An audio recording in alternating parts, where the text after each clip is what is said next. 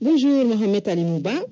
Bonjour Adjaratou Binta Diallo et bonjour à tous. À la une, Omar Sankaré agite le drapeau blanc. Oui, suite à la publication du brûlot, le Coran et la culture grecque et surtout les remous, les attaques, les condamnations, tous azimuts, la famille du professeur se plie en deux et demande pardon.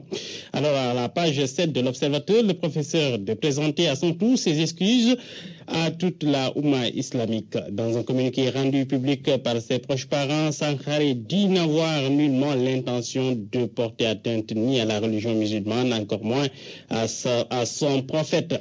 Conscient de la gravité de ses propos, le professeur Sankaré redéfinit sa pensée, apporte des précisions.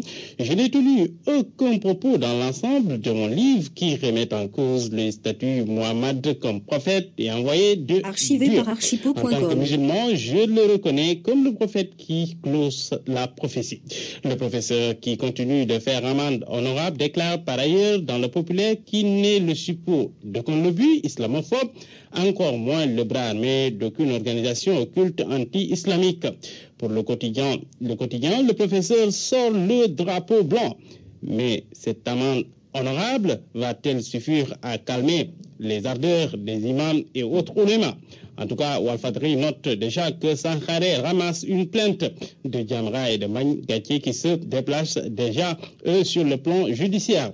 Le collectif des associations islamiques du Sénégal pose 3 conditions pour le pardon, à savoir retourner sur le plateau de télévision, s'excuser publiquement, retirer le livre de tous les rayons du monde et cesser de mêler le nom de l'âge Abdelaziz Sy Dabakh à Platon. Et que dire d'Al-Amin, lui-même offensé au même titre que les autres musulmans? Eh bien, Al-Amin déclare dans l'Observateur que cet individu est un aliéné mental.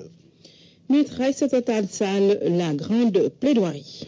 C'est comme cela que l'appelle le quotidien qui se fait ainsi écho d'une lettre d'Aïssata Tall Sall envoyée aux socialistes.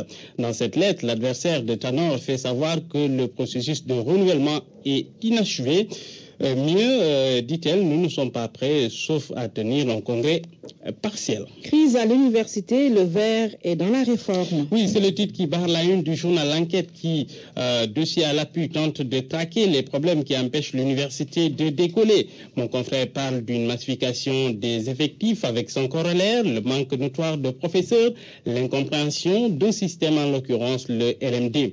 Le confrère donne ces chiffres qui font froid dans le dos. 1329 enseignants pour 80 000 étudiants, encadrement en master, un professeur pour 15 étudiants. Alors, comment en sortir?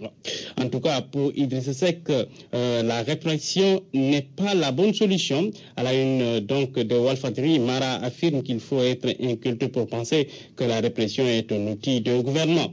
Pour Yankoba Seydi, le coordinateur du SAES à Dakar, si une réforme produit de telles levées de boucliers, il faut s'arrêter. S'arrêter, c'est ce qu'a fait l'analyste de L'Enquête. Mon confrère qui écrit à ce propos relève que la crise dans laquelle patauge le système universitaire a des racines très profondes. Les pouvoirs publics actuels semblent s'inscrire dans une logique de diabolisation et de bouc émissérisation au lieu d'admettre leurs responsabilités dans la crise actuelle.